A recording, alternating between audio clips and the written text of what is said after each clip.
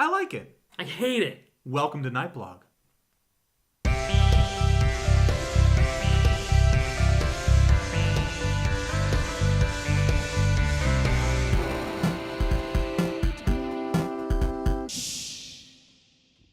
Greetings, fellow stargazers. Today, we're going to be talking about movies that critics may have hated, but we love. Yeah. The audience. I mean, the whole collective. Right. We. Yeah, like, and sometimes that would be either a collective we of, like, a cult following. Yeah. Like, there's just a very passionate group that liked it. Or even it's a like mass disagreement. Yeah, right. Like Rocky Horror Picture Show. Right. Or The Room. Yeah. There's this cult following because it's bad. Yes. But it's the reason Mystery Science Theater exists. Yes. Like, the reason we love bad movies is because they're that bad. Yeah. But I think we want to focus on, like, there's a movie, I guarantee you in your mind, that you remember you saw it and you absolutely loved it. And then you come to realize, like, maybe way down the road, that it was hated by critics or by professionals. I guess whatever we call professional film viewers. Correct. Professional sit watchers. Who write about what they watch. Yes. Yeah. And critically. You're on a roll. I should write job descriptions for a living. Critique films professionally. So there's movies out there, and the reason this kind of came to mind for us is I went and saw Batman vs Superman and brought it to you, and then, like, I was really passionate about how much I liked it. And I haven't seen it. Yeah. Because I was in the hospital. Yeah. But you're really knowledgeable about, like, critics and stuff. Yeah. And you're kind of like on the about, like, that was not well received, Yeah, I mean, I haven't seen it yet, but from my hear, not just from critics, but also from, like, because even I think in the viewer base, the fans are still very split. Yeah. People are very split. It's true. It's about 50-50. And I haven't seen it yet. I really want to see it because I'm more curious than, like, I got to see this movie. So, like, I'm curious, and I kind of called it from even before they played a trailer. We knew anything much about it, but when they started announcing this hero is going to be in this hero and this hero and this hero, I thought they might be doing too much in this movie. And then even when I watched the trailer, I'm thinking Well, at first I thought the very first trailer was just two grown men grunting at each other, so I kind of lost some faith in that. I'm still curious. Yeah. But I just kind of felt like, man, I feel like they might be trying to jam-pack way too much in this movie. But who knows? I might see it and I might like it. Because my expectations, personally, are pretty low. So I might go into it. That might play to your favor. It might play to my favor. Because I remember when I saw, like, Boondock Saints. Yeah. Which all my friends were like, it's so great. And I waited, I think, 4 or 5 years till I finally saw it. Not only were they like, just no reaction. It was actually kind of the opposite reaction for me, where it wasn't just like, that's great. I'm like, I actually didn't like it. Because it was, like, up here, off frame. And then when I saw it, if I would have saw it right as soon as everyone was saying, you need to see this, I probably would have been like, but by that time, I'm like, I didn't like it. I could see that too. I mean, and we don't have to talk about Batman vs Superman. I think that's been exhausted. I know nothing about it other than the trailer. And but I will say, like, as like a comic fan, if you take it as, how, like, there's annuals or individualized graphic novel stories of a hero that really don't fall into the canon of it, but are a full contained story. Like, if you go in thinking of it like that, you will have a great time. Okay. Like, how the game Injustice is, like, a contained story in the DC universe that can't exist, or else it ceased to exist, know? And it's an amazing story. But if you take it with, like, this kind of serious approach, or I don't know what critics were looking for in a lot of it. Like, some didn't like the music, which, come on. Zimmer and Junkie XL did amazing on this soundtrack. I don't know who Junkie XL is, but he sounds great. He did Mad Max. I didn't see Mad Max yet. Oh, heavens. Okay, we got to move on. Yeah. Okay, so before what we kill did, me. we posted the question out to our community. Yeah. And we were like, what is a movie you remember loving that you can kind of recall critics hating, or now you realize, critics hated? Yeah. And so we got some good responses, and some of these made me think that was rated poorly. Like, some of them, like, really kind of hit me in the head. One was from at Graham Miller on Twitter. He said Hot Rod. And in my mind, like, Hot Rod was hilarious. I love that movie. I remember watching it at your house on New Year's Eve. Yeah. For a New Year's Eve party. And well, there you go. It was the perfect way to watch that movie. Because I remember when I saw a trailer for it, I'm like, kind of Napoleon Dynamite meets, to me, I was thinking, like, It's Lonely Island's Napoleon Dynamite. Yeah, or SNL's like Napoleon Dynamite. Exactly. And one, I saw that in the right context. Mm-hmm. People at a New Year's Eve party who already like loosened up, mm-hmm. and when you get one person laughing, everyone's laughing. Yeah. And I thought it was wonderful. Yes. But on top of that, I had just taken my story structure classes in college. Oh, okay. And just finished that earlier that semester. Mm-hmm. And I realized, like, man, this hits. Like, structurally, it's a soundly written movie. Like, it hits all the things you need. Right. So it's actually well made. It's like, well written and well made. As actually, ridiculous as it is, it was intentional. Stupid stuff thrown in there, but like, you know, they gave him a weakness that he had to grow from, both emotionally and physically. Yeah. They you know, he had a desire to beat up his stepdad. Yes. I mean, it was stupid stuff. I'm like, they hit it. They got all the right stuff. He has the right arc. He changes, and then it ends with him getting what he wants. Beating the crap out of his dad. And it's amazing. It's amazing. Yeah. As for spoilers, sorry. Yeah. Yeah, right, yeah. But you knew that's how that movie's going to end. And it's I mean, I love that movie, and it has a 40% on Rotten Tomatoes. You know, that kind of doesn't surprise me, because the critic isn't going to see it the same way in which we saw it. True. So I get it. Yeah. I disagree. Right. Yeah. I disagree. And honestly, that surprised me. Just because I thought it was so funny that it was almost untouchable. But then I can, like, even from that perspective, I'm like, I could see how that's not hilarious to someone, you know? Yeah. Okay, so another one, at EricW712 on Twitter sent us Rockstar, which is that movie with... Mark Wahlberg, right? Yeah, Mark Wahlberg. Where he's like the cover band. Yes. And he said it was amazing. He said amazing original soundtrack, and it was a legendary Mark Wahlberg performance. Rotten Tomatoes is 52%. That's okay. It's not bad. Middle of the line. It's not great. There's a lot worse, ratings out there. But I've only seen like the last 20 minutes of it on TV. I haven't seen it, but I know of it, and I remember seeing the trailers and thinking I wasn't interested. That doesn't mean anything. Like trailers, they're obviously we saw Ghostbusters, the new one, is the lowest rated or most disliked YouTube trailer of all time. Really? So like no matter how good that is, first impressions are at an all-time low. Part of that is rooted in sexism, though. Oh. Because really? there are people who are mad it's an all-female cast. Oh, see, I was mad that the trailer sucked. I watched it thinking, all right, I like all four of these actresses. I think they're all going to rock it. Yeah. I don't know if the movie's going to be good, though. But I know they will be good in it. Yeah. Because a fan went back and remade the trailer, and it was amazing. Like, I was like, oh, I would see this movie. But the first trailer, I was like, this looks bad. The way they cut it together, It was poorly paced. Anyways, so another one we got was from at Snarky B, which I know her. That's my sister.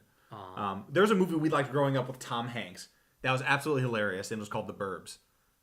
Great movie. I mean, I know this movie. Do you? Yeah, my cousin loved it. He showed me, or tried to show me. I don't think I ever saw it all the way through. No? I don't think I was the right age, though. I think I was a little too young to fully grasp why it was so good. If you watched it now, I think you would see that the comedic timing, the pacing, and is all... It's borderline genius. Yeah. Like, I just watched it again recently, and I was like, I don't love, like, watching old things or listening to old songs. Like, I love finding new things. This is one I go back to, and I'm like, this is consistently hilarious. I pick up on new things, each time. Part of me kind of knew, like, this is genius. Yeah. I don't get it, because I'm 9. Like, you almost, like, in the back of your mind was like, I know why this isn't working for me. Yeah, it's weird to be so self-aware as a 9-year-old. Like, I think I'd get this when I'm older. Yeah. Maybe it was older you just being like, like coming from the future and mentally kind of like in X-Men Days of Future Past. Like, you'll get this later. So now I should go to it. Yeah. All right, we got let's put a few more here. What do we got? So we had Josh from Twitter said Elizabethtown. Never saw it. Haven't seen it, but I did see like the reviews kind of bashing its pacing and the plot and stuff. And I when that movie came out, I was dating a girl, and when she went to see it, she didn't like it because the whole thing was about like him going, was it Orlando Bloom? Orlando Bloom, His dad had died. Okay.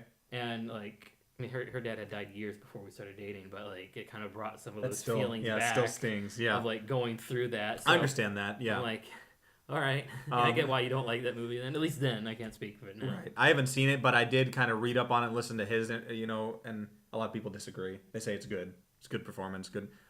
That's one I'm gonna have to watch and understand. Jason. From Facebook, I don't know if he was being serious, but The Last Dragon, and I watched the trailer, and it has to do with Motown, martial arts, and dancing. And there's something genius about that combo, but I also understand immediately why critics wouldn't like it.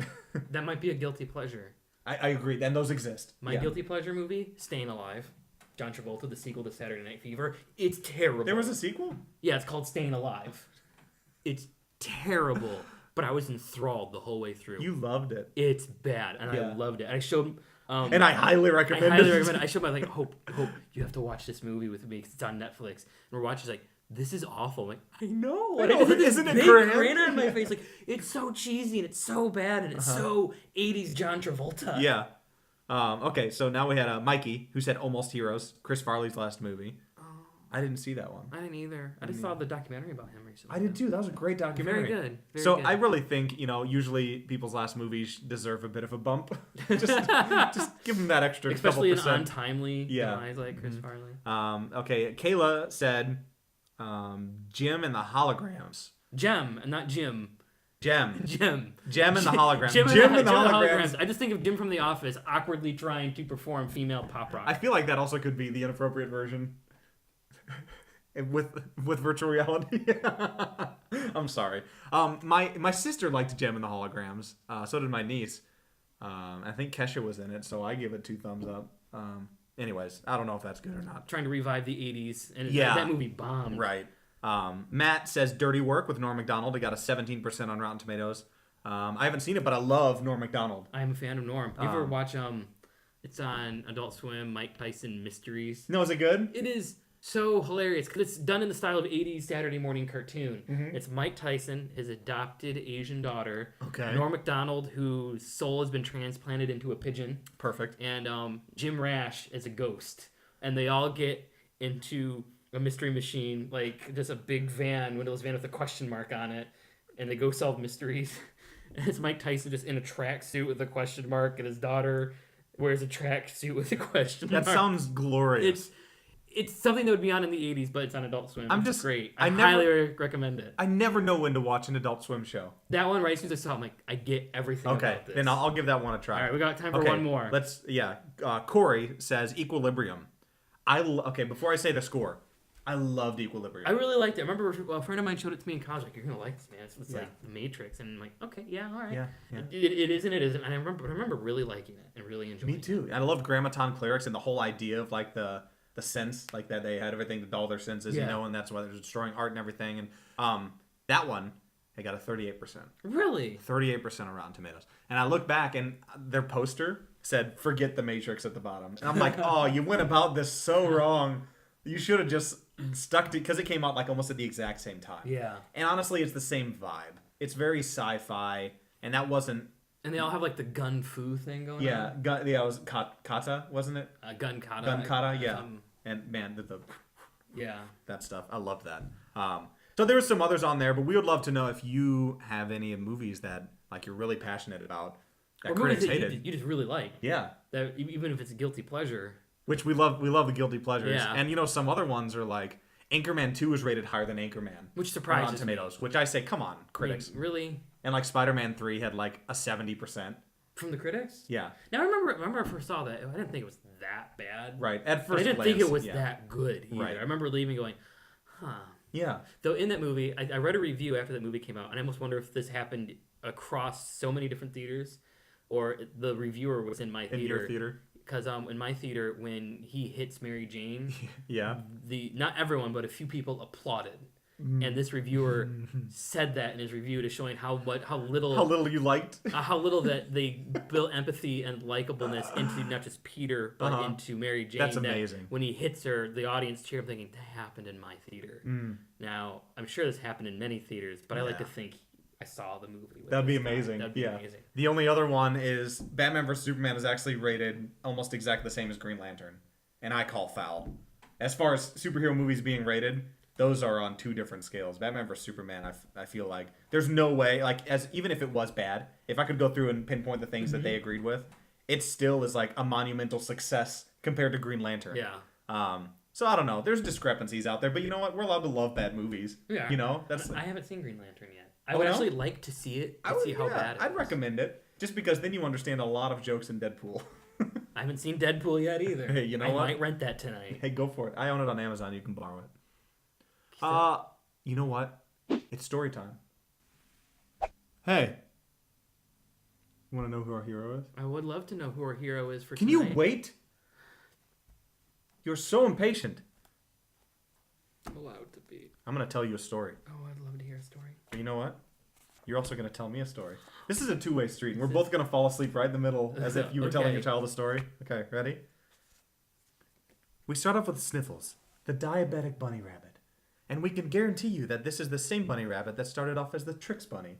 But he ate so much Trix. Because he finally got it, and truly Trix was only for kids. Yeah, and he got serious diabetes from it. Lost his foot, now carries it around for good luck. Well, that's ironic. I know. And he lived in a magic lamp. I follow that. Obviously not magic enough. Was he out of wishes by the time he got diabetes? By the time he got diabetes, out of wishes, but he could still live in the lamp. For my last wish, he had wished for more Trix, and that was his... And a place to live, because he was homeless, because he was keep turning out Trix. But learn about that one, kids. All right. Unfortunately, music sounds like farts to him. In the lamp. It's terrible. Yeah, I mean, because there's such a small hole for sound, and yet it resonates so loud. And it just like... Yeah. I guess it just kind of sounds like dubstep in general, you know? Yeah. Which I love, but I'm going to admit, if you just imitate fart-like pushes the whole time, you're going to be 90% accurate on the sounds. Yeah. Indeed. Now, unfortunately, a hurricane arrives. Last week, this was a good thing. Yeah. This week, it's a bad thing because now it's just reverberating all the sound. Yeah. And it's making it all sound so much worse. And Sniffles... And it's only filling up his lamp. And he's already diabetic. He's already mad because he has to, prick his paw. He only has 1 foot to swim with. And he's got to do the insulin shots. And the fart's just annoying him. And the wind is just making it hard for a steady shot. And it's just... Nothing is working out for poor Sniffles. But you know what? In the end, he learns to love himself. Just as he is. And... Just before he drowns. And it's a great lesson to learn before he dies in that magic lamp, which obviously wasn't magic enough. No. But he's in heaven now. And along with Eduardo. Oh. The dancing Mexican gangster. Where music doesn't sound like farts. And the dances are called the Millhouse.